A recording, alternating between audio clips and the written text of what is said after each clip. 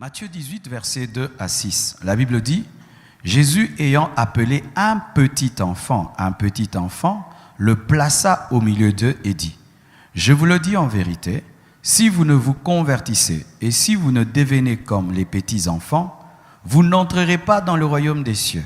Écoutez, c'est pourquoi quiconque se rendra humble comme ce petit enfant sera le plus grand dans le royaume des cieux. Et quiconque reçoit en mon nom un petit enfant comme celui-ci me reçoit moi-même. Écoutez cette précision. Mais si quelqu'un scandalisait un de ces petits qui croient en moi, ah là, ce sont des petits qui croient. Donc ce sont des enfants qui ont dépassé l'âge de l'innocence, malgré qu'ils sont petits, sont entrés dans l'âge de la connaissance et de la conscience. Et ces petits enfants, malgré qu'ils étaient petits, ont eu besoin de croire en moi. Ces petits qui croient en moi, il vaudrait mieux pour lui qu'on suspendît à son cou une meule de moulin et qu'on le jeta au fond de la mer. Donc ces enfants ont cru, donc s'ils n'avaient pas cru, ils ne seraient pas sauvés. Souvent, la sorcellerie prend au sérieux les enfants, mais les chrétiens ne prennent pas au sérieux les enfants. Et on dit toujours, c'est un petit enfant, mais jusqu'à quel âge c'est un petit enfant? Pour ma part, mes frères, à 8 ans, j'étais conscient du bien et du mal. À 9 ans, j'étais conscient du bien et du mal. À 10 ans, j'étais conscient du bien et du mal. Mais souvent, nous pensons que l'écodyme, c'est un endroit où nous mettons nos enfants pour qu'on prenne soin d'eux le temps que nous sommes en train de prier. Et des fois, même à l'écodyme, au lieu qu'on puisse gagner les âmes, sauver ces enfants, on se contente seulement de les entretenir en attendant que les parents quittent le culte, le grand culte. Faites très attention. Vos petits-enfants peuvent aller en enfer s'ils ont déjà atteint l'âge de la conscience. Car dans la sorcellerie, on utilise les enfants et ils détruisent même les vies. Ou un enfant te dit qu'il a détruit toute sa famille, mais les chrétiens considèrent toujours leurs enfants, c'est un petit, mais tu vois que ton enfant manifeste le mal, manifeste la manipulation, manifeste l'orgueil, manifeste même l'impudicité, l'impureté. Mais tu vois que c'est un enfant. Mais tu vois qu'il a une attirance vers le mal. Tu vois le mal, mais c'est encore un enfant. Laissez-le. Prends ton enfant, prêche-lui la parole, fais-lui accepter Jésus-Christ, impose les mains sur ton enfant. Amen. Alors, une autre question nous est souvent posée. Où iront ceux qui n'ont jamais entendu l'évangile?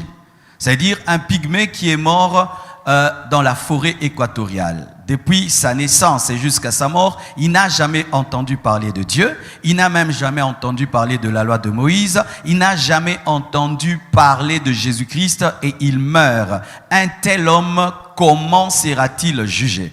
Est-ce qu'on va lui présenter l'évangile qu'il ne connaît pas? Est-ce qu'on va lui présenter la loi qu'il ne connaît pas? Comment Dieu jugera les hommes qui n'ont jamais entendu l'évangile? Et même certains, mes frères, avaient même la sincérité, le désir de connaître Dieu, mais n'ont jamais entendu une seule fois qu'il y a un sauveur, qu'il y a un Jésus, qu'il y a Dieu, qu'il y a le ciel, qu'il y a le paradis. Comment de telles personnes seront-elles jugées? Sur quelle base? Ces personnes seront jugées en fonction de la révélation de Dieu qu'elles ont reçue.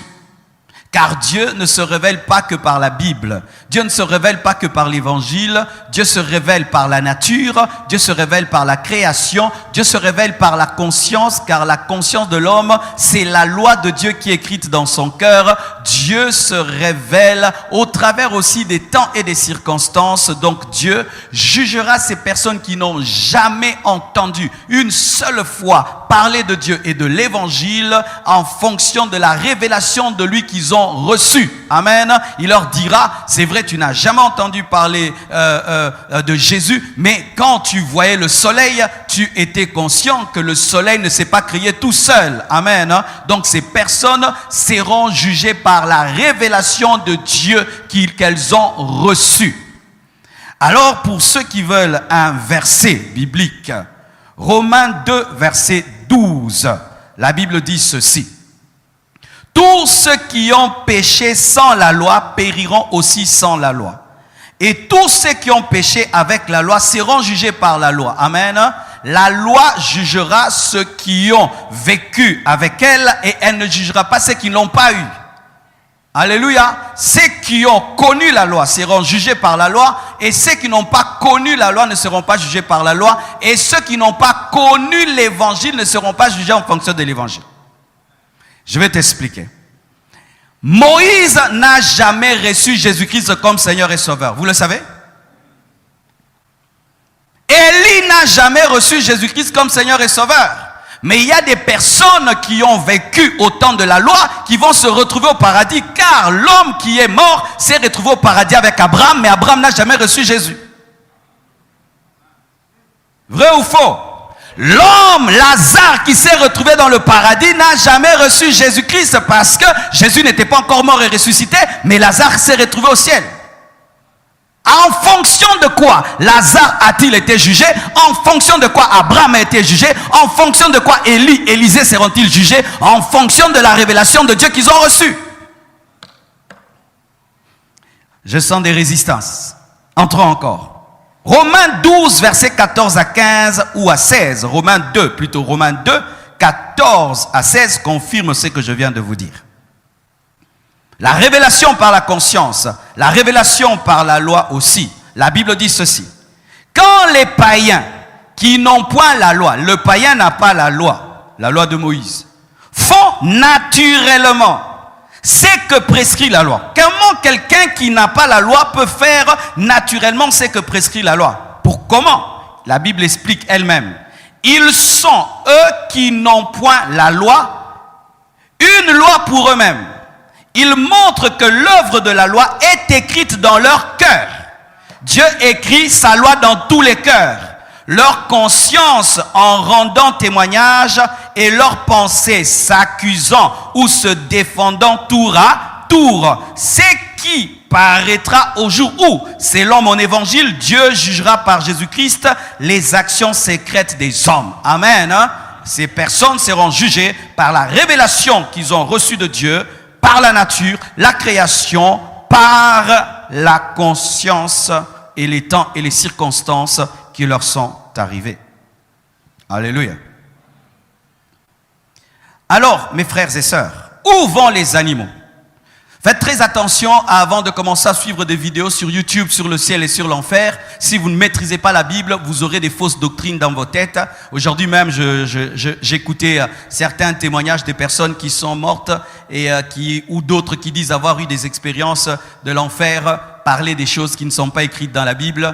Toutes ces personnes qui disent qu'elles sont allées en enfer, elles ont vu des démons en train de maltraiter les gens, ce n'est pas la parole de Dieu. Parce que quand la Bible nous parle que le riche était dans le feu, on ne dit pas que des démons le tourmentaient dans le feu, on nous dit seulement que Dieu le tourmentait par le feu. Amen. Parce que l'enfer n'est pas l'enfer du diable, l'enfer c'est l'enfer de Dieu. Vous savez ça? Ah oui. Toutes ces personnes qui reviennent, oh j'ai vu des démons qui tourmentaient les gens dans le feu, dites-leur, donne-moi un verset biblique qui montre que le diable tourmente les gens en enfer. Il n'y a pas un seul verset, mais on nous présente un diable qui sera lui-même tourmenté dans le feu, car le tourmenté ne peut pas tourmenter. Donne-moi l'amen, l'enfer n'appartient pas à Satan. C'est comme si toi tu es prisonnier à Makala, maintenant tu deviens chef de la prison. Comment? Amen, Alors c'est déjà une fausse doctrine. Mais encore, il y a d'autres doctrines sur le paradis qui disent qu'il y aura des chevaux. Amen. Est-ce que les animaux iront au paradis ou nos animaux nous suivront au ciel? Voici. Les animaux disparaissent après la mort. On appelle cela l'annihilation. L'annihilation. Et certains théologiens même disent que les hommes aussi disparaissent après leur mort. Tu peux rencontrer un jour un homme de Dieu ou quelqu'un qui te dit qu'après la mort, il n'y a rien. Toute la vie, c'est cette vie-ci. C'est ici qu'il y a le ciel, c'est ici qu'il y a l'enfer. Lorsque tu souffres, tu es en enfer. Lorsque tu as la joie, tu es au ciel. Bien aimé, il y a des mauvais qui ont beaucoup de joie. Il fait souffrir le monde entier et lui, il mène une belle vie. Donc lui, il est au ciel pendant que les bons sont en enfer. Ce n'est pas la vérité. Nous ne vivons pas au ciel sur terre, nous ne vivons pas l'enfer sur terre. Où vont les animaux après la mort? Les animaux disparaissent après la mort. Pourquoi? Parce que quand Dieu les a créés, il n'a pas soufflé en eux le souffle de vie, mais il a soufflé en l'homme le souffle de vie. C'est le souffle de vie que Dieu a mis en l'homme qui le rend éternel, mais les animaux sont sortis d'où? Lisons la Bible. Genèse 1, 20 à 24, la différence entre ta création et la création de Poudou, de Milou. La Bible dit ceci, Genèse 1, 20 à 24. Dieu dit que les eaux produisent en abondance des animaux vivants et que les oiseaux volent sur la terre vers l'étendue du ciel. Dieu créa les grands poissons et tous les animaux vivants qui se meuvent et que les eaux produisent en abondance selon leur espèce. Il créa aussi tout oiseau ailé selon son espèce. Dieu vit que cela était bon. Dieu les bénit en disant, soyez féconds, multipliez et remplissez les eaux des mers et que les oiseaux multiplient sur la terre. Ainsi, eut un soir, eut un matin, ce fut le 5e jour. Dieu dit que la terre produise des animaux vivants selon leur espèce, du bétail, des reptiles, des animaux terrestres selon leur espèce. Cela fut ainsi. Mais pour l'homme, Genèse 2, verset 7, l'Éternel Dieu forma l'homme de la poussière de la terre. Il souffla dans ses narines un souffle de vie et l'homme devint un être vivant. L'homme a l'âme et l'esprit, mais l'animal n'a que l'âme. Et de fait qu'il n'a pas d'esprit, son âme n'est pas éternelle. Mais toi, tu as une âme éternelle parce qu'elle est connectée à un esprit éternel. Le souffle de Dieu est en toi, ce qui fait que toi tu ne disparaîtras pas, que ce soit au ciel ou en enfer, mais ton animal disparaîtra. C'est pourquoi j'ai dit, un païen qui meurt sans Jésus est pire qu'un chien. Parce que le chien ne va ni au ciel ni en enfer, mais le païen va en enfer. Vaut mieux être un chien qu'être un païen et mourir à l'œil dans le feu. Ton chien est plus heureux que toi quand il meurt, si toi tu meurs sans Christ, parce que ton chien disparaît, mais toi tu ne disparais pas, mais tu vas finir dans le feu éternel. Vaut mieux être milou qu'être un païen. Je vous dis la vérité, parce que les gens qui seront en enfer voudront disparaître. Ils voudraient disparaître, devenir même un chien. Comme ça, il ne vit rien. Il n'est rien, il ne vit rien. Mais tu demeures existant, tu vis. Mais une vie dans le feu, vaut mieux être un chien qui disparaît que d'être un homme qui meurt et qui finit dans le feu. Une autre chose, une autre question. Y a-t-il des hommes prédestinés à aller en enfer et d'autres prédestinés à aller au ciel? Nous entendons de telles choses. Toi, tu es la sémence de Caïn. Et toi, tu es la sémence de Dieu. Toi, tu es la sémence du diable. Toi, tu es la sémence de Dieu. Et d'autres disent, moi, je suis la sémence de Dieu. Je finirai par me convertir. Ne vous en faites pas, j'ai la sémence. Et d'autres, on leur dit, toi, tu as les sémences du diable. Même si tu fais des efforts, tu ne peux pas croire.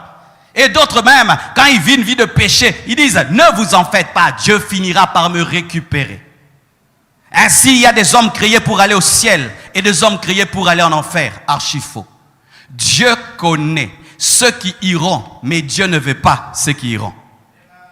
Car la connaissance est différente du vouloir. Je peux connaître le futur sans aimer le futur. La préscience est différente de la prédestination. Je peux connaître en avance ce que le monde deviendra sans aimer ce que le monde deviendra. Ainsi, Dieu, connaissant tout, connaît le nombre de personnes qui iront en enfer et le nombre de personnes qui iront au ciel, mais ce n'est pas qu'il le veut, il le sait. Savoir et vouloir sont deux choses. Mais quelle est la volonté de Dieu? La Bible dit dans Jean 3, verset 16, « Car Dieu a tant aimé le monde qu'il a donné son Fils unique afin que certains croient en lui et ne périssent point. » Car Dieu a tant aimé le monde qu'il a donné son Fils unique afin que les Juifs croient en lui et ne périssent point. Car Dieu a tant aimé le monde qu'il a donné son Fils unique afin que quiconque croit en lui ne périsse point, mais qu'il ait la vie éternelle. Donc, même Judas pouvait entrer au ciel. Même Judas. Vous savez ça? Certains disent que Dieu a prédestiné Judas à aller en enfer. Archi faux. Car Judas, après avoir vendu Jésus-Christ, n'a pas été brûlé par le feu. Il a eu même le remords de rendre l'argent. Donc s'il pouvait rendre l'argent, il pouvait donner sa vie.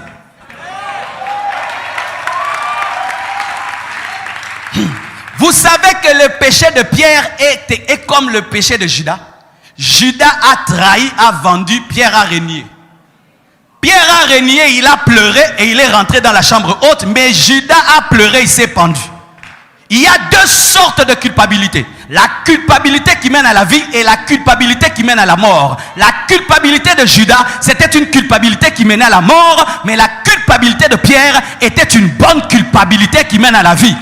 Mon frère, il est possible que Dieu te pardonne tous tes péchés, car il pouvait pardonner Judas. Car il a appelé mon ami, c'est avec un baiser que tu vends le Fils de l'homme. Il aimait même celui qui était en train de le vendre. J'aime ce que je prêche. J'aimerais dire à quiconque ici a péché dans sa vie, si vraiment tu as demandé pardon, Dieu t'a pardonné. Dieu t'a pardonné. Même si des fois le diable te rappelle ton péché passé, il te rappelle, je ne me suis pas converti par la mémoire mais par la foi. Donne-moi la main que je te prêche. Alléluia. Il y a des gens qui pensent que comme je me souviens, donc Dieu se souvient. Non, ce n'est pas parce que je me souviens que Dieu se souvient. Dieu a oublié mes péchés, de sorte que quand je confesse à nouveau un péché pardonné, il me pose la question: de quoi tu parles? Est-ce que vous le croyez? Mes frères, et vous n'êtes pas pardonnés parce que vous sentez que vous êtes pardonnés, parce que nous ne sommes pas convertis par les sentiments. C'est ce qui m'était arrivé quand je me suis converti. J'avais la paix et je sentais une boule ici, comme vraiment une boule ici. Et puis un jour, la boule n'était plus. Et puis j'ai dit: oh Dieu, j'ai perdu le salut. Dieu m'a dit: Marcelo, toi, tu t'es converti par les émotions ou quoi? Je dis: c'est dire quoi? Que tu sentes, que tu ne sentes pas que tu es sauvé, tu es sauvé. Que tu sentes que tu as le visa des États-Unis ou pas, tu as le visa. Vrai ou faux? Est-ce que j'ai besoin de sentir que j'ai le visa pour avoir le visa? Alléluia. Vous devez le croire. Il n'y a pas d'homme prédestiné à aller en enfer. Dieu veut que tout homme aille au ciel, mais certains ont choisi le diable et le péché. C'est pourquoi ils finiront en enfer. Mais en ce temps de la fin, mes frères, y a-t-il des hommes qui peuvent dire: nous n'avons pas entendu? Ça devient de plus en plus difficile de dire: je n'ai pas entendu l'évangile. Sachez ceci, mes frères, que si ceux qui ont vécu sans la loi seront jugés sans la loi, et ceux qui ont vécu avec la loi seront jugés par la loi, nous qui avons vécu avec l'évangile, nous serons jugés par l'évangile. Et sachez, mes frères, que notre jugement sera plus grand, car à celui à qui on a beaucoup donné, on demandera beaucoup. Pour nous, mes frères, on nous présentera le tombeau vide. On nous présentera le sacrifice de Jésus-Christ à la croix pour nous. Et Dieu te dira: j'ai donné mon propre fils pour ton salut, mais tu n'as pas cru. J'ai donné mon propre fils pour ton salut, mais tu n'as pas cru.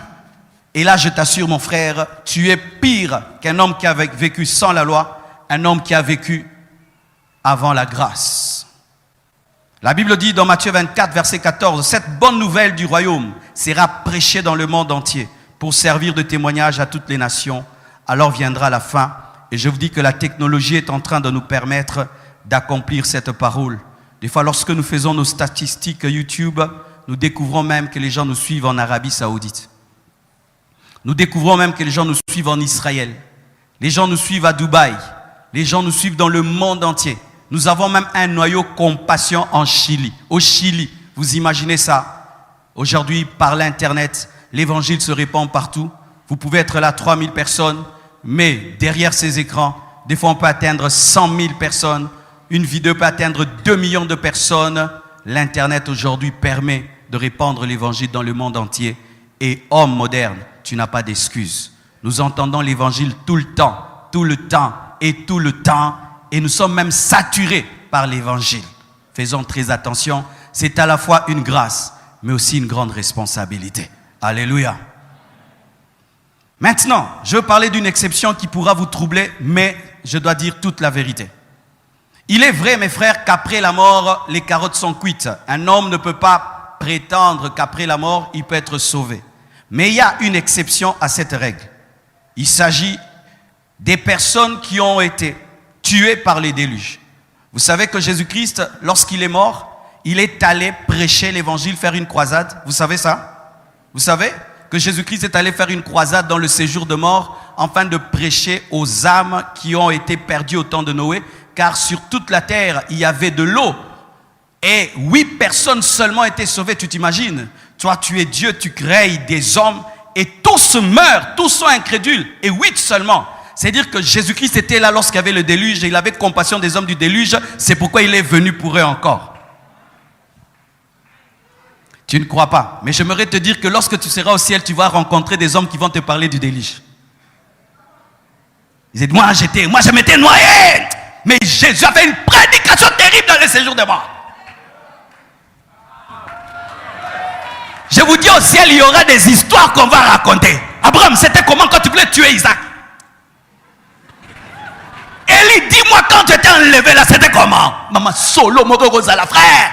Ne rate pas le ciel, il y aura des histoires. Moi, je vais dire aux Juifs, dis-moi comment, quand vous avez traversé la mer Rouge là, c'était comment, Josué? C'était comment? Yokama solo. Pierre, quand tu t'es noyé dans l'eau, pourquoi tu étais incrédule comme ça? Mais la Bible dit que Jésus est allé prêcher à ces hommes. Malgré qu'ils étaient morts, Jésus est allé leur prêcher. C'est une exception. Pas pour dire qu'on peut être sauvé après la mort, parce que pour notre part, Christ est mort et ressuscité, mais il a fait une exception pour ces hommes-là. Pourquoi? Toute la terre était détruite, sauf 8 personnes. Quel gâchis. Verset biblique. 1 Pierre 3, 18 à 20.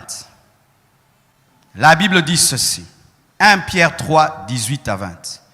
Christ aussi a souffert une fois pour les péchés. Lui juste pour des injustes, afin de vous amener à Dieu, ayant été mis à mort quant à la chair. Mais écoutez, mais ayant été rendu vivant quant à l'esprit, dans lequel aussi il est allé prêcher aux esprits en prison, qui autrefois avaient été incrédules lorsque la patience de Dieu se prolongeait au jour de Noé. C'est-à-dire le dé. Est-ce que c'est Marcelo qui le dit?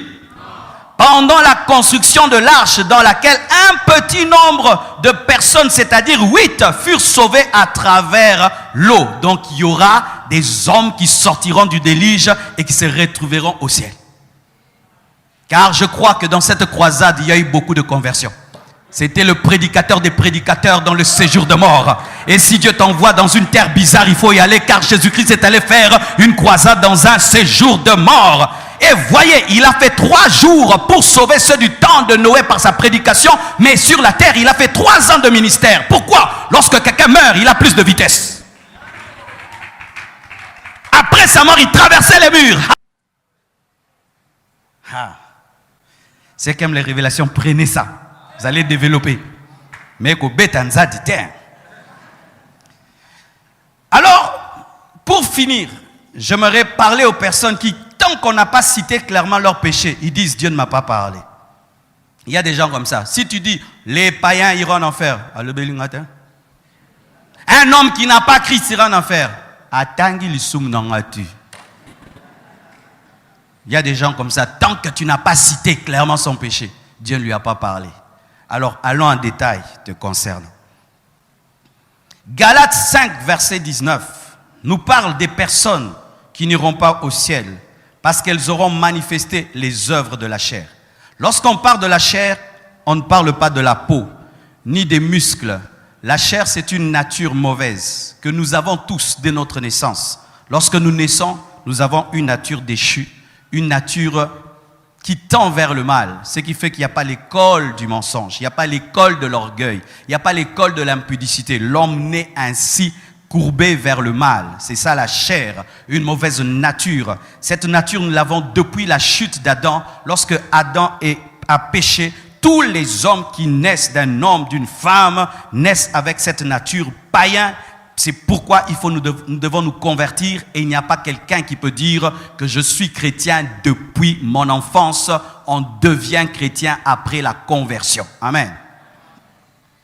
Et la Bible dit, les œuvres de la chair sont manifestes. Ce sont l'impudicité.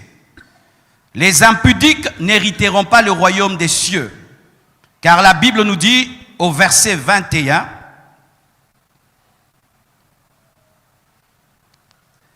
Et je vous dis d'avance, comme je l'ai déjà dit, que ceux qui commettent de telles choses n'hériteront point le royaume des cieux. Quelle chose? Quelle chose? L'impudicité. C'est quoi l'impudicité? C'est avoir des relations intimes en dehors du mariage. Quiconque ici a des relations intimes en dehors du mariage n'entrera pas au ciel. Même si tu parles en langue, même si tu pries beaucoup, tu n'entreras pas au ciel. Et dans l'impudicité, je mets aussi l'adultère. Quiconque est marié ici, qui trompe sa femme, qui trompe son mari, n'entrera pas au ciel. Alléluia. Que tu parles en langue, que tu pries, que tu chantes, tu n'entreras pas au ciel. Les impudiques n'hériteront point le royaume des cieux. Amen. Aussi, les œuvres de la chair sont manifestes. L'impureté, Galates 5, verset 19, l'impureté. Qu'est-ce que l'impureté? C'est une corruption résultant d'une altération, d'un mélange, d'un caractère impur ou sale. Quiconque a un caractère sale, un caractère impur, quiconque est un mélange de Dieu et du diable, du monde et de la parole, n'héritera pas le royaume des cieux. La Bible. Certains, ils sont purs extérieurement, mais des pensées impures, des paroles impures. Les gens qui parlent avec vulgarité n'hériteront point le royaume des cieux. La dissolution. Qu'est-ce que la dissolution? La décomposition, la dégradation, la corruption, la débauche aussi. La débauche. Tu vends ton corps pour avoir l'argent. Tu donnes ton corps pour avoir l'argent. Tu n'hériteras pas le royaume des cieux. Et tu mènes une vie dissolue, une vie corrompue, une vie dégradante, une vie qui dégrade l'image de Dieu qui est en toi. La dissolution.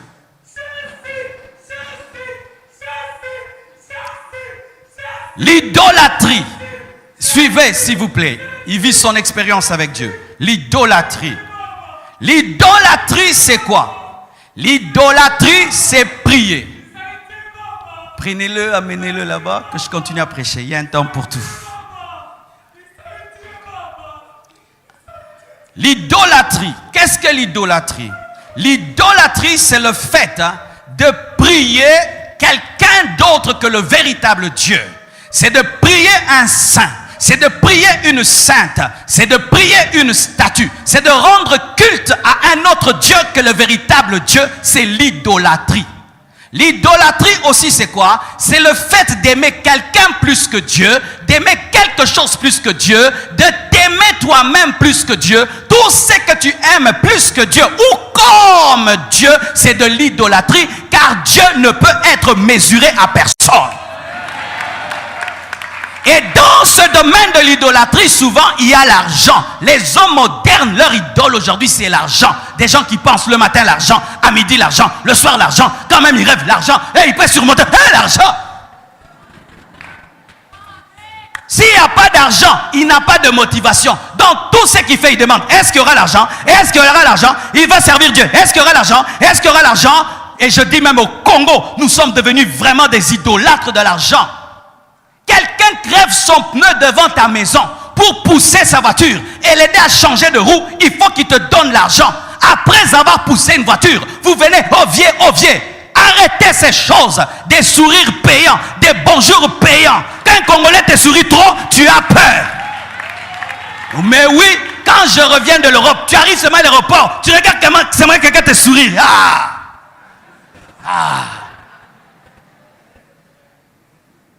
Tu sais qu'après, ce sera quoi? L'argent, l'idolâtrie, la magie. Les magiciens n'hériteront pas le royaume des cieux. Les occultistes n'hériteront pas le royaume des cieux. J'aimerais dire à tous les magiciens, tous ceux qui ont des livres magiques, tous ceux qui ont des pentacles, tous ceux qui dorment dans des cimetières, tous ceux qui ont des serpents, tous ceux qui sont dans des choses occultes, à la fin des temps, ce n'est pas vous qui allez gagner. La Bible me présente un diable vaincu et un Jésus-Christ plus que vainqueur. Sachez ceci, les magiciens et les sorciers finiront en enfer. Sorcier, j'aimerais te dire, ce n'est pas parce que tu bouffes que tu ne seras pas bouffé. Car le diable qui te pousse à bouffer te bouffera. Et ce n'est pas parce que tu tues que tu deviens éternel. Vous qui tuez les gens par la sorcellerie et par la magie, vous ne deviendrez pas éternel. Un jour, tu vas mourir de maladie, tu vas mourir de vieillesse, tu mourras, tu peux manger et manger, tu finiras par mourir et tu subiras ton jugement. Les inimitiés sont les œuvres de la chair. Qu'est-ce que l'inimitié? C'est avoir un sentiment hostile envers quelqu'un. Tu as un sentiment hostile envers quelqu'un. Et nous, maintenant, dans le nouveau français, c'est « je ne le sens pas ». Des chrétiens comme ça, je ne le sens pas, je ne le sens pas. Tu ne sens pas quoi? Une créature de Dieu.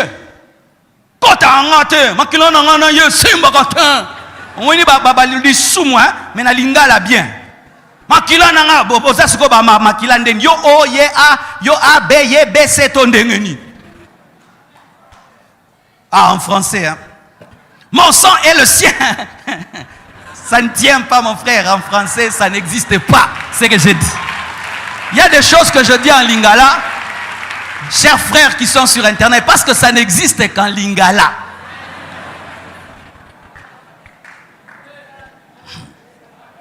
Vrai ou faux? Est-ce que ça existe en français? Makila nangana ezo simbate. En français, mon sang et son sang ne tiennent pas. Les inimitiés. Tu as de la haine pour quelqu'un. Même à l'église, certains. Tu ne peux pas t'asseoir à côté d'un frère, d'une sœur à l'église. Hein? Vous ne causez pas. Celui-ci entre par la grande porte, l'autre par la petite porte. L'autre par la petite porte et l'autre par la grande porte. Mais tu te dis, chrétien, tu as des ennemis. Nous, chrétiens, nous n'avons que des ennemis subis, pas des ennemis voulus. Jésus avait des ennemis et il est allé au ciel. Mais ce n'étaient pas des ennemis que lui voulait avoir. Mais si c'est toi qui as la haine, mon frère, tu n'entreras pas. Car un homme prison n'entre pas dans le temple. Pardonnez à vos ennemis si vous voulez être pardonné. Les querelles, qu'est-ce qu'une querelle? C'est un vif désaccord entre personnes. Un vif désaccord. On peut avoir des désaccords, ça arrive toujours. Tu peux avoir ton point de vue et moi le mien. Mais quand on parle d'un vif désaccord, c'est-à-dire qu'il y a maintenant la haine et la méchanceté qui entrent là. Et là, j'aimerais même parler à nos politiciens. Ce n'est pas parce que quelqu'un n'a pas ton point de vue que vous devez être des ennemis. Amen. Hein? C'est que j'aime en Europe, celui-ci croit ceci est de la gauche, de la droite, l'autre du milieu. Mais ils peuvent discuter sur un plateau, faire des choses les uns contre les autres pendant qu'ils sont en train de faire la propagande. Mais après, bonjour, bonsoir. Mais nous, souvent, si tu n'es pas d'accord avec quelqu'un, il faut qu'il devienne un ennemi. Un vif désaccord entre personnes. Les jalousies. Dites jalousie. La jalousie. C'est une émotion mauvaise. Mauvaise. D'insécurité. Dans la jalousie, il y a toujours l'insécurité. Les hommes insécurisés tombent toujours dans la jalousie. Une émotion mauvaise d'insécurité, de peur, d'anxiété concernant la perte anticipée d'un statut social, d'un objet, d'un lien affectif et d'une personne. Aussi, la non-acceptation du bonheur de l'autre. C'est ça la jalousie. Tu as peur de perdre une chose. Tu as peur de perdre un rang social. Tu as peur de perdre une position. Tu es anxieux par rapport à ton futur. Tu es anxieux par rapport à ce qui arrive aux autres et tu penses que le bonheur de l'autre te rendra malheureux. C'est ça le jaloux. Si tu réussis, il pense que ton succès, c'est son échec. Si tu es belle, donc elle est moche. Si tu es aimé, donc il n'est pas aimé. Alors qu'on peut t'aimer et puis on m'aime aussi. Alors que tu peux réussir, moi aussi j'ai réussi. Alors que tu peux être beau à ta manière, je suis beau à ma manière. Alors donne-moi la main. Regarde la girafe, elle est belle. Tu vois le lion, beau. Alléluia. Donc Dieu crée plusieurs beautés. Mais le jaloux pense que si tu es beau, il devient vilain.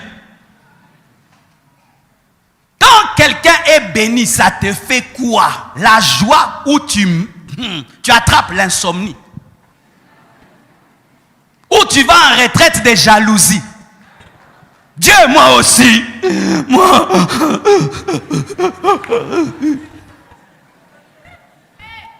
Et souvent, les jaloux ont un mauvais cœur. Si tu viens lui parler de tes problèmes, il est heureux. Ces derniers temps, à la maison, on ne mange pas. Tout va mal, tout est difficile. Oh, vraiment, mais dans le cœur. Mais si tu lui dis, tout ce que je fais ces derniers temps réussit. Dieu est en train de m'étonner. Boniko, dis à ton voisin que Dieu te bénisse plus que moi. Dis que Dieu te bénisse plus que moi. Que Dieu t'élève plus que moi. Deviens plus grand que moi. Si ton voisin, pendant qu'il disait ça, faisait ceci, regarde. Si ton voisin, pendant qu'il le faisait ceci, que Dieu te bénisse plus que moi, son corps est en train de dire il ment. Que Dieu te bénisse plus que moi. Parce que le corps dit la vérité lorsque la bouche est en train de mentir. C'est pourquoi les menteurs, quand ils mentent, ils se grattent. Pourquoi? Le corps dit l'okuta. Que Dieu te bénisse plus que moi. Que Dieu te bénisse. Non, que Dieu te bénisse plus que moi. Que Dieu te bénisse. Oui. C'est un cours qu'on donne en criminologie. En criminologie, ce cours-là existe où quand on te pose des questions, on ne suit pas ce que tu dis, on regarde ton corps. Vous allez remarquer, les menteurs, quand ils veulent mentir, son corps change. Que veux-tu dire? Un gars préparé le bombe. Ou il commence à se gratter. Ou s'il est bègue, il commence à bégayer davantage, il ment. Quand un bègue bégaye davantage,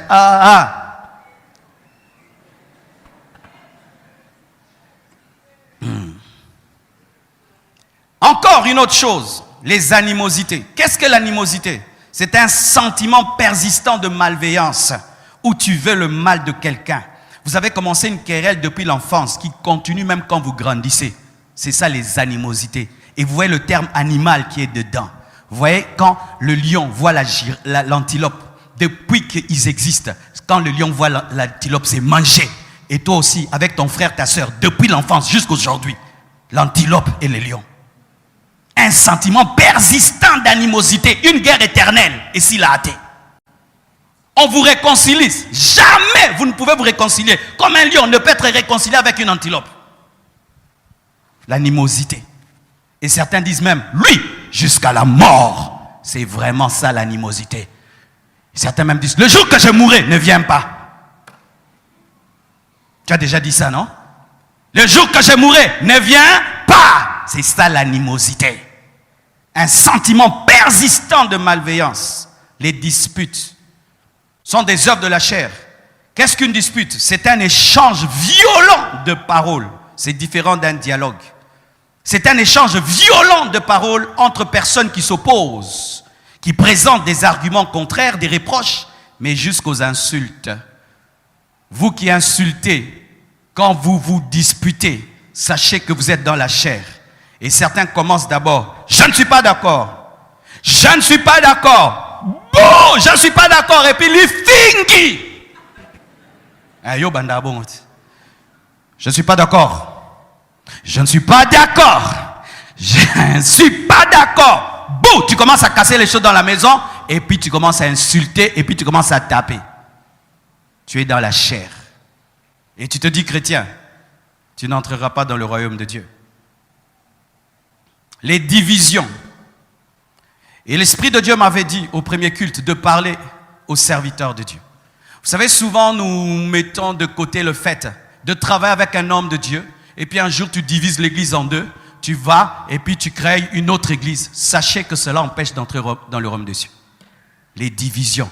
Oui, mes frères, faites très attention. Si un jour l'Esprit de Dieu te parle que tu commences une église, viens, on prie pour toi, tu t'en vas. Amen, hein? Mais ne viens pas couper la compassion en deux. Alléluia, tu iras en enfer.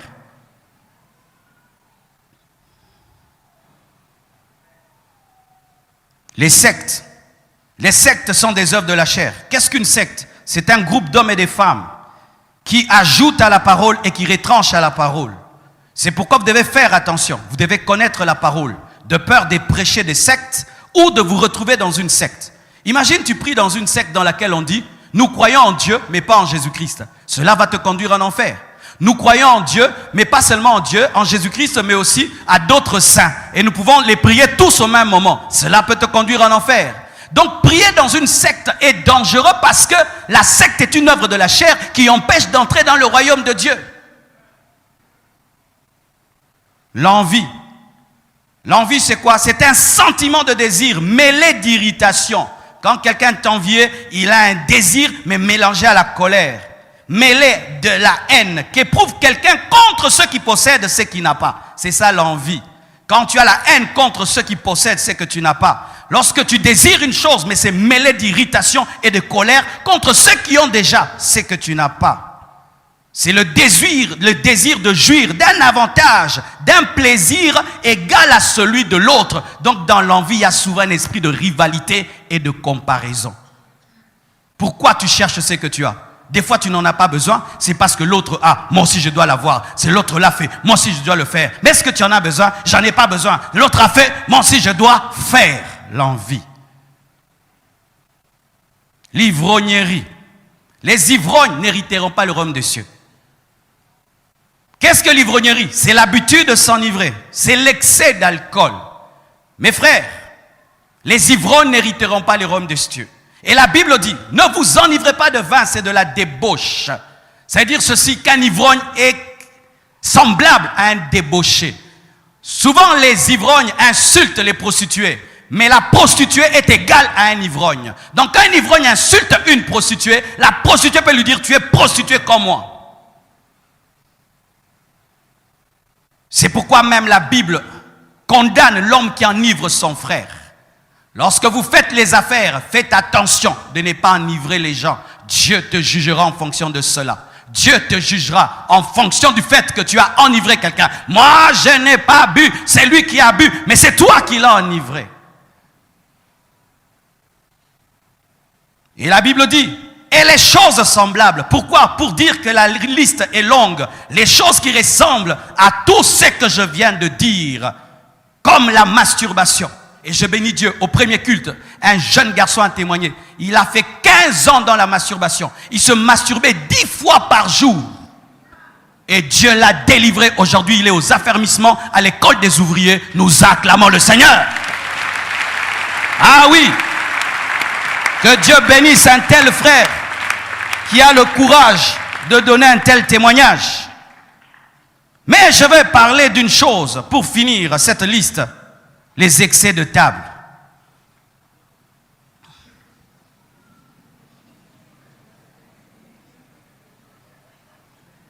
Le koso. La Bible dit que ceux qui commettent des excès de table, la gloutonnerie, n'hériteront pas le royaume des cieux. C'est quoi les excès de table? C'est manger alors que tu es déjà rassasié. J'avais un ami, quand il mangeait, il bondissait.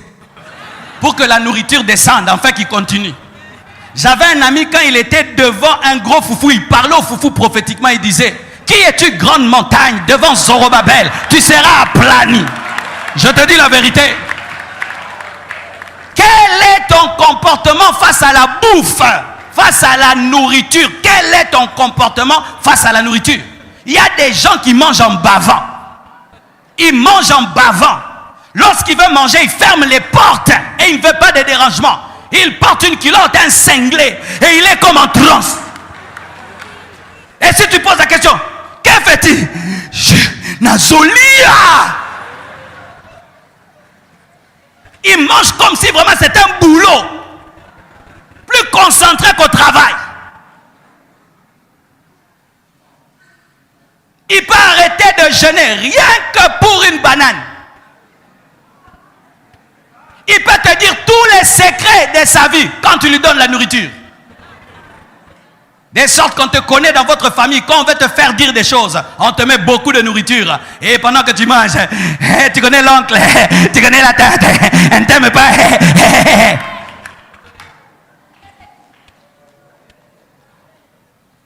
Et regardez comment les gloutons se comportent même dans les fêtes. C'est une honte. Surtout quand c'est le self-service. C'est comme si on lui dit qu'il doit mettre tout du tout sur son assiette. Salade, il va mettre. Les œufs, il va mettre. Aubergine, il va mettre. Poulet, il va mettre. La chikwang. Et même si ça devient une montagne, il va transporter sa montagne. Et tout le monde est en train de le regarder. Et comme c'est une montagne, il doit la finir, même s'il est rassasié. Tu manges jusqu'au point que tu commences à rôter des mauvaises odeurs. Ah oui, moi je l'ai fait quand j'étais enfant. Tu manges au point que tu fais... dis ça. Mais toi, tu continues à le faire malgré que tu es adulte. Tu manges jusqu'à ce que tu aies besoin de mettre de l'huile sur ton ventre. Jusqu'à ce que tu aies dormir comme ça. N'alliez trop.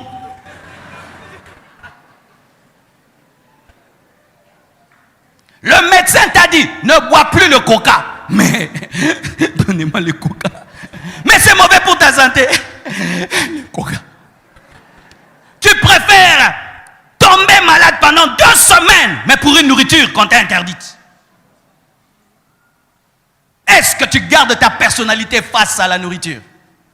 Est-ce que tu contrôles ta nourriture? Ou tu peux dire, je mange autant, et je mange peu, je mange beaucoup, je mange pas, je mange. Est-ce que tu as ce contrôle-là? Et quand on devient glouton, souvent, on ne partage pas la nourriture. Quelqu'un vient te visiter, et c'est quand tu prépares la nourriture, tu vas, tu diminues. Tu étais à 10 la plaque, tu mets à 3. Et si Dieu te dit de partager ta nourriture avec quelqu'un, tu manges avec lui en te plaignant.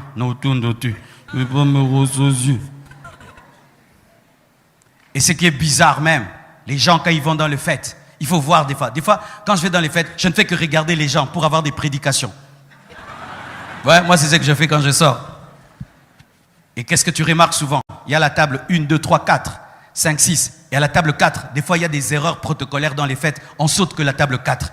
Le sucré saute la table 4. La nourriture saute. Et regardez les visages des gens qui ne sont pas servis. Qu'est-ce qu'il y a? Des fois tu vois un papa avec une voiture dehors, une maman bien habillée. Dans cette fête, on est en train de mépriser les gens. J'ai pas encore mangé. Qu'est-ce que tu n'as pas encore mangé? Du Fanta, l'Opélé. Qu'est-ce que tu rates? Qu'est-ce que tu rates que tu ne manges pas chez toi? Mais tu es capable de détruire toute cette fête-là. C'est quoi ça dans cette fête? Nous ne mangeons pas. Et tu vas rentrer critiquer toute la fête-là. Ça, c'est quel genre de fête? J'avais pas mangé, j'avais pas mangé. Non, glouton, j'étais glouton, j'étais glouton, j'étais glouton. Parce que quand on atteint un certain niveau, tu bois seulement l'eau. Tu causes seulement. Ah merci, tu touches, tu pars.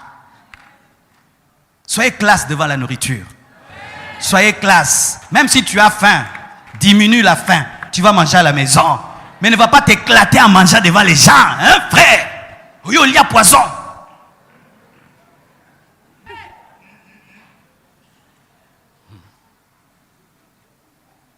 La gloutonnerie. Et les choses sont semblables. Mes frères et sœurs, lorsque tu entends tout ça, tu te dis, mais pasteur, mais tout le monde se retrouvera dans une œuvre de la chair. Mais quelle est la solution alors? Et souvent, mes frères, face à ces œuvres de la chair, au début de ma vie chrétienne, j'avais décidé de me battre avec mes propres efforts. Et qu'est-ce qui se faisait? Pendant un mois, tu as la victoire. Et puis un autre mois, tu n'as pas de victoire. Une vie chrétienne en dents de scie, tu montes, tu descends, et tu ne trouves pas la paix. C'est comme si c'est toi-même qui dois vivre cette vie chrétienne, comme si c'est toi qui es mort à la croix, jusqu'à ce que j'ai reçu une révélation. Est-ce que je peux te la partager?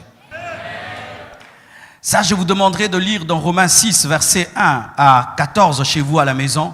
Le Seigneur m'a appris ceci, la différence entre le péché et les péchés. Le péché au singulier, pas les péchés au pluriel. Vous savez ça? Le péché, quand la Bible parle du péché, c'est une nature. Les péchés, ce sont les œuvres. Le péché est l'usine qui engendre les péchés.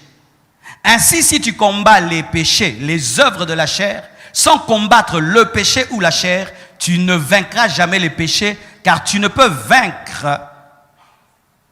Les œuvres de la chair sans vaincre la chair, et tu ne peux détruire les produits d'une usine sans bombarder l'usine.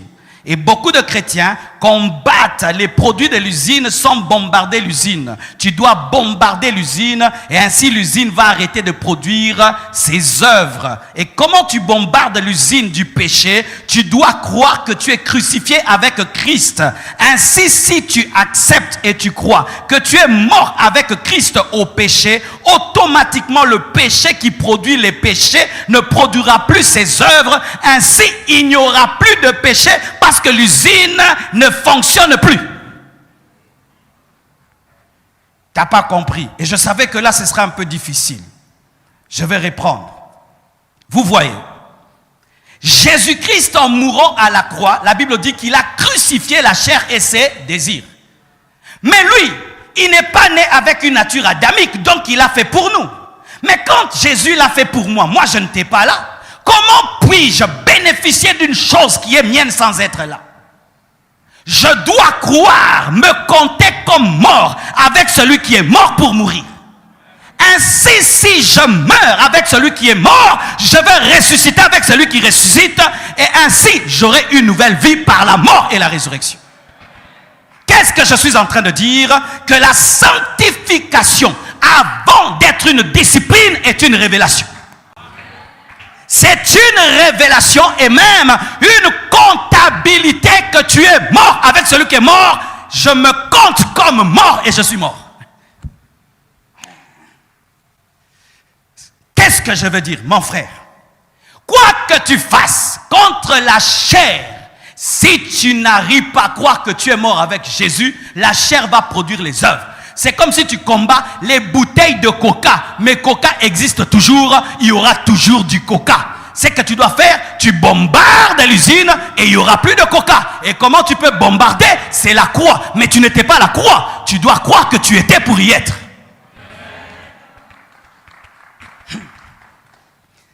Par rapport au péché nature, il faut la croix, la crucifixion. Et par rapport au péché œuvre, il faut le pardon. Et Jésus à la croix a pourvu aux deux, à la crucifixion de la chair et au pardon des péchés de la chair. Verset. Romains 8, verset 3. Dieu a condamné le péché dans la chair, en envoyant à cause du péché son propre fils dans une chair semblable à celle du péché. Et Galates 5, verset 24 à 25 dit, ceux qui sont en Jésus-Christ ont crucifié la chair avec ses passions et ses désirs. Si nous vivons par l'esprit, marchons aussi selon l'esprit. Je ne peux vivre en esprit sans crucifixion.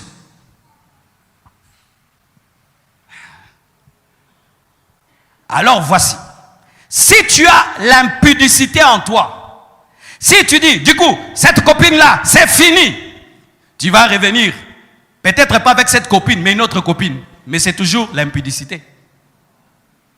Comment faire pour arrêter totalement l'impudicité? Tu dois croire que lorsque Jésus était mort à la croix, toi aussi tu étais mort avec lui. Et si tu crois que tu es mort, tu vas mourir. Et le mort ne commet pas l'impudicité et ne change pas de copine. Qu'est-ce qui va t'arriver? La nature qui te poussait à commettre l'impudicité sera tuée, de sorte que quand le diable va te tenter d'impudicité, cette chose qui te poussait ne sera plus. Mais comme tu avais commis l'impudicité dans ton passé, le sang de Jésus-Christ va effacer les œuvres, mais va te libérer, la croix va te libérer de la nature. Amen. Depuis que j'ai compris ça, frère, en soi, je ne me bats plus contre les détails du péché, je me bats contre la nature. Chaque fois que je crucifie la nature, les œuvres ne se manifestent pas. Chaque fois que je bombarde l'usine, les détails de l'usine ne se manifestent pas. Au lieu de courir derrière les bouteilles, moi je bombarde les machines. Au lieu de courir derrière, hey, l'orgueil, j'arrête l'orgueil. Crucifie seulement la chair, l'orgueil ne va plus se manifester.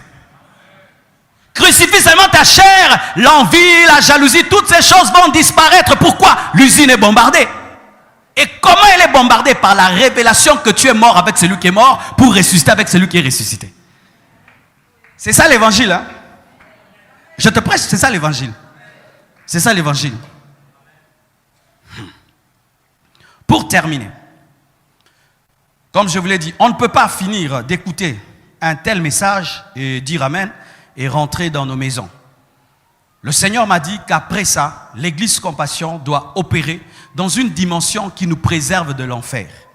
Comment? Lisons pour terminer Matthieu 25, versets 41 à 46. Tenons-nous debout, lisons ce passage.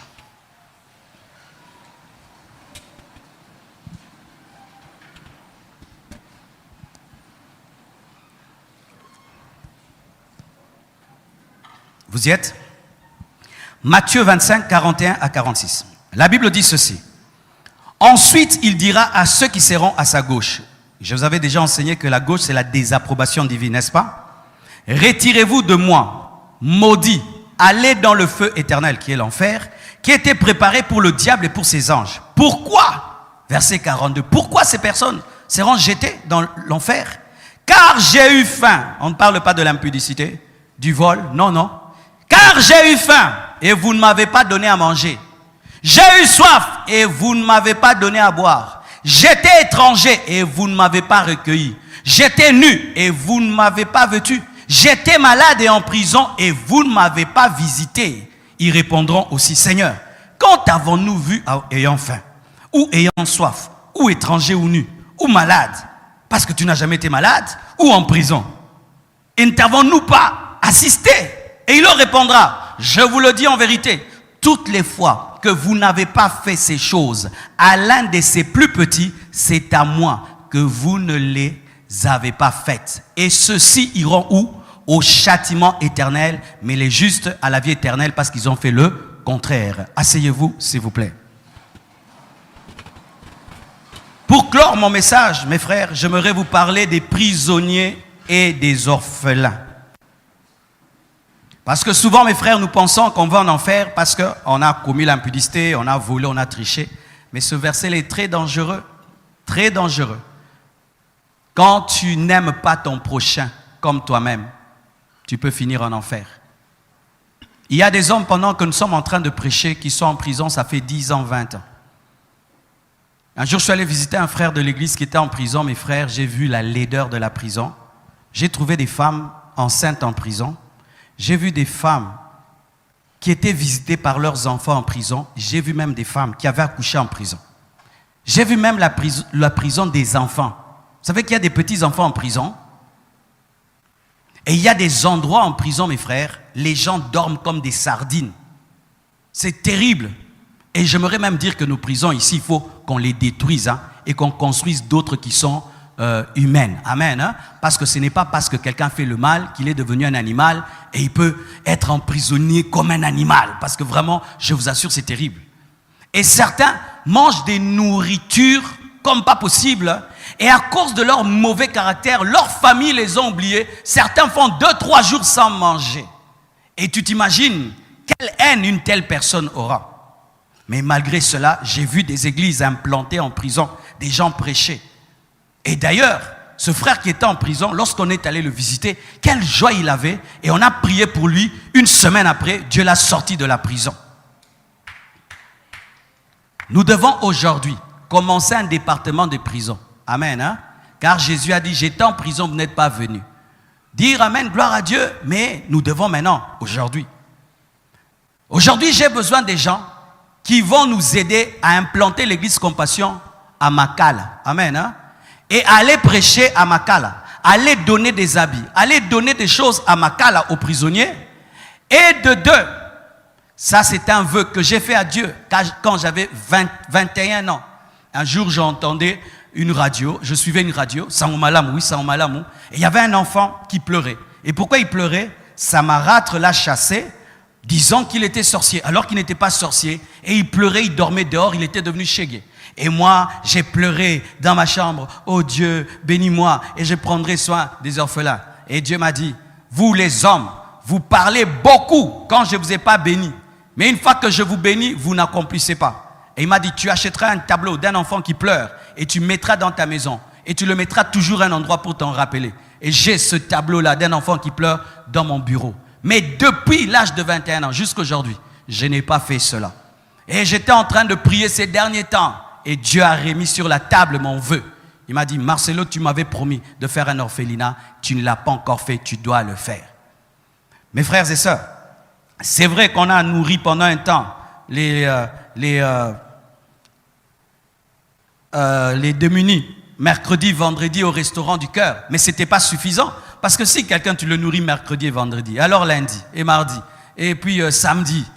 Et en plus, ça s'était transformé en quoi? Les plus forts chassaient les plus faibles, chassaient les infirmes, chassaient les enfants. Et c'était les costauds qui venaient manger. Et puis tabasser encore tout le monde. Alors on a arrêté ça. Et là, nous faisons la bourse d'études. On paye, je crois, les études de 30 ou 40 personnes. Mais c'est bien. Mais ce n'est pas vraiment ce que Dieu m'avait dit. Et ça fait un temps, je n'ai plus de paix. Et j'en ai parlé à mon épouse et nous avons décidé. Nos premières parcelles, quand on s'est mariés, les premières qu'on a achetées, on avait acheté 4 parcelles vers Kinkole ou Maluku. Kinkole, de 20 mètres sur 20, ça fait 80 sur 80. Partout où on achète des parcelles, on investit. Mais là-bas, on n'a aucune idée. Ça fait des années. Et je priais. Et j'ai été conduit d'ouvrir un autre endroit. Mais l'Esprit m'a dit non, c'est là-bas que vous allez ouvrir. Et moi et mon épouse, nous avons décidé d'offrir ça pour l'orphelinat. Mais nous avons besoin des frères et sœurs qui vont nous aider à faire vivre cet orphelinat. Des frères qui viendront, certains, vivre avec eux. Parce qu'on ne va pas jeter des enfants là-bas et puis nous on part. Tu vis avec eux. Tu veilles qu'ils dorment à temps, qu'ils prient avant, qu'ils mangent à temps.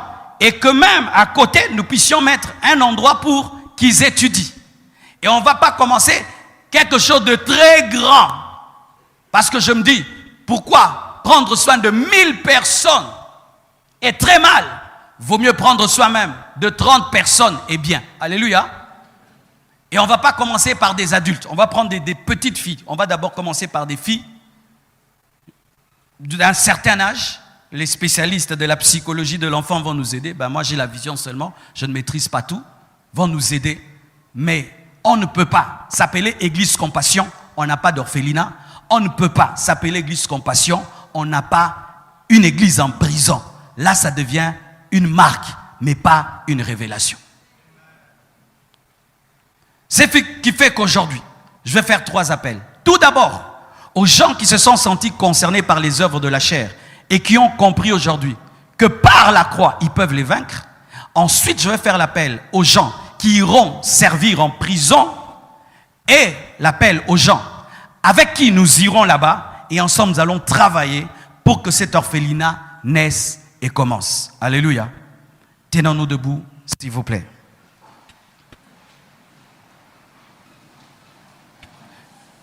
Et même ceux qui sont sur Internet, l'Esprit m'a dit de parler, je crois qu'il y a certains qui sont intéressés. Contactez seulement le secrétariat, écrivez-nous et nous allons vous aider aussi sur comment vous pouvez aussi y participer. Prions le Seigneur.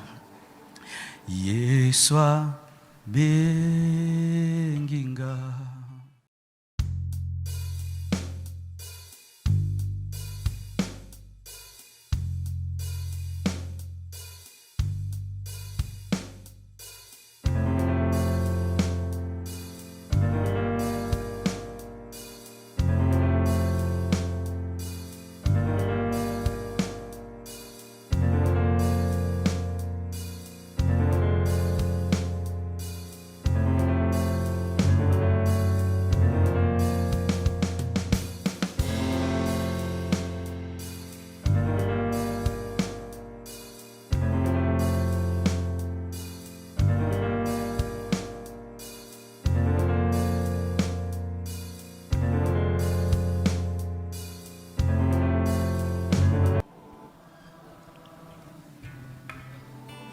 Yeswa benginga.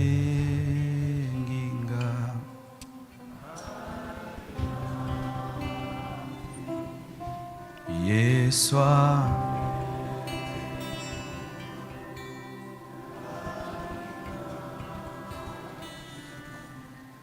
Gaina kende Musala na Nzambe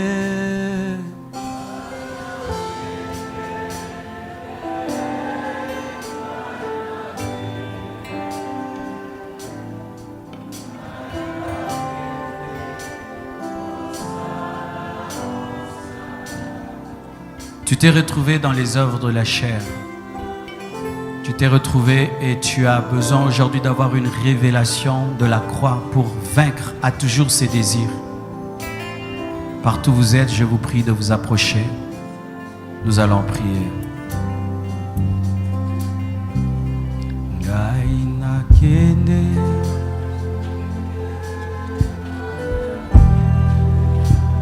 Tu as retrouvé en toi des œuvres de la chair.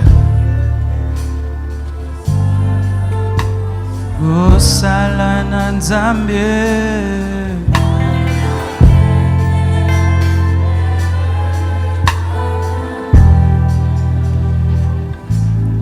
ngai nakende osala na Nzambe.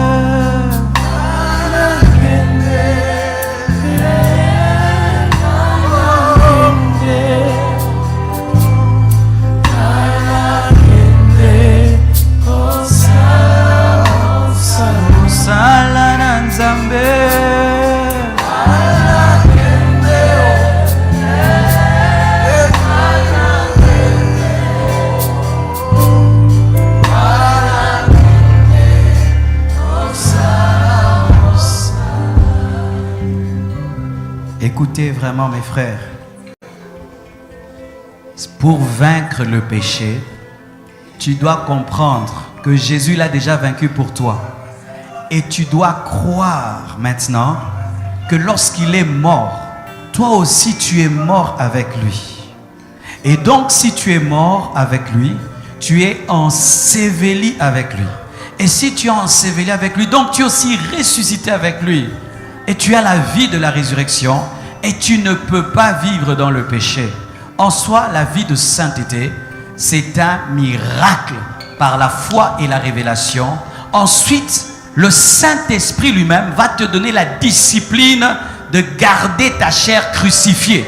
Il va te donner la puissance de crucifier ta chair. Chaque fois qu'elle va se manifester, l'Esprit va te donner la force de la crucifier, de la garder à la croix. Car tous les jours, nous renouvelons notre crucifixion.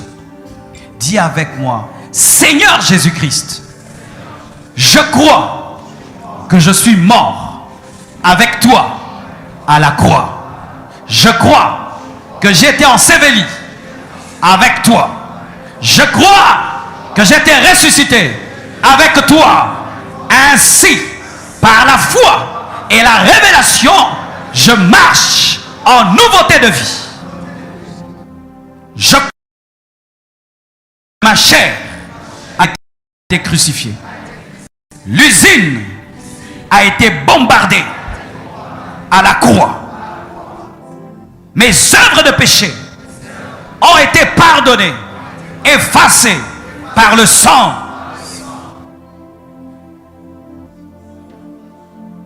J'entre dans l'œuvre de Christ pour moi. Christ est ma sainteté. Christ est ma victoire. Christ est ma force. C'est que je ne pouvais pas abandonner. En Jésus-Christ, je l'abandonne. C'est que je ne pouvais pas arrêter. En Jésus-Christ, je l'arrête. J'ai la force de faire le bien que je veux faire. J'ai la haine du mal et la force d'arrêter.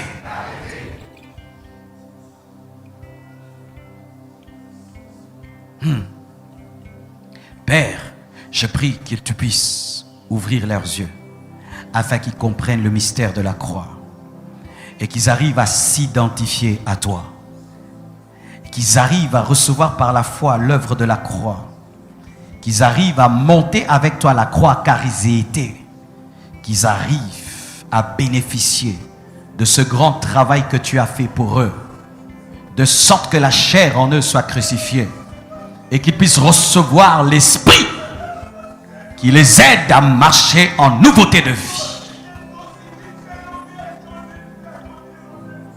Alléluia.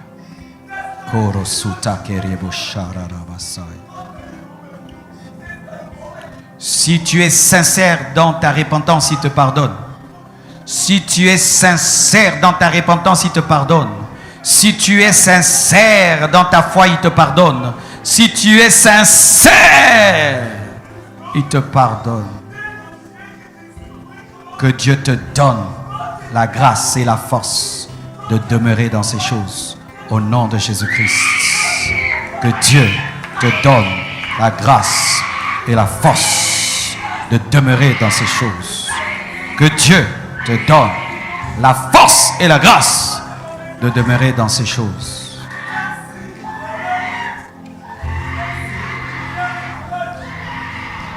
Levons les mains, toute l'église. Est-ce qu'on peut me jouer une musique plus spirituelle, s'il vous plaît, de tout votre cœur? Je sens l'onction de la sainteté ici. Je sens l'onction de la sainteté. La gloire de Dieu est tombée dans l'église. Il y a une onction derrière ce message. Il y a une puissance qui accompagne ce message. Afin de te donner la force de vivre ce message.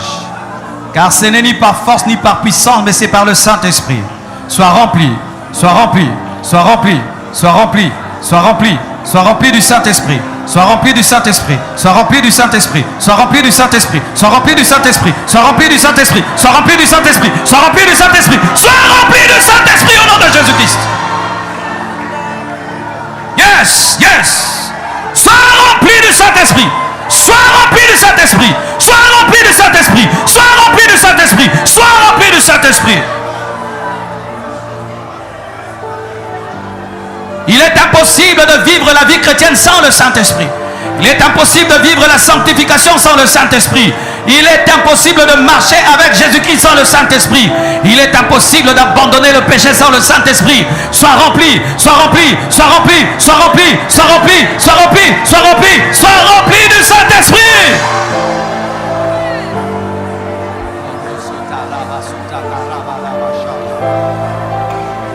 Oh yes, oh yes, oh yes, oh yes.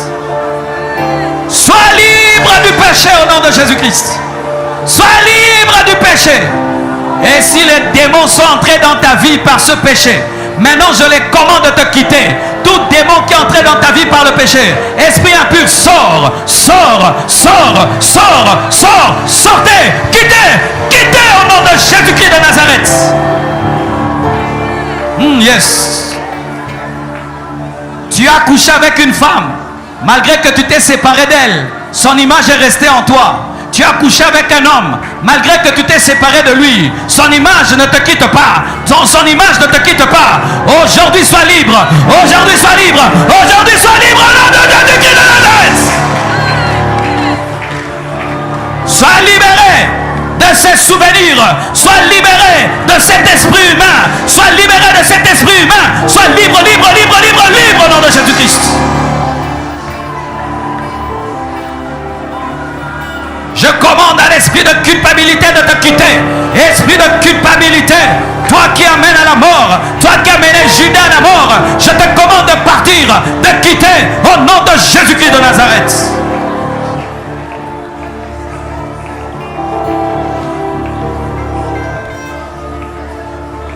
Je te remercie, Père, pour ta présence. Touche nos frères et nos sœurs aussi qui nous suivent sur le net, partout dans le monde. Père éternel Dieu, que cette onction de consécration puisse traverser les ondes, entrer dans les téléphones, les caméras, les écrans et bouleverser les vies et des familles partout dans le monde. Père, exauce-moi au nom de Jésus-Christ. Le Saint-Esprit te communique la haine du péché.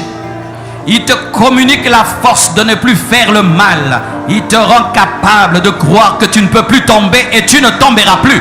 Et tu ne tomberas plus. Tu ne tomberas plus. Tu ne tomberas plus. Christ ressuscité ne meurt plus. Merci Seigneur. Amen. Nous acclamons le Seigneur.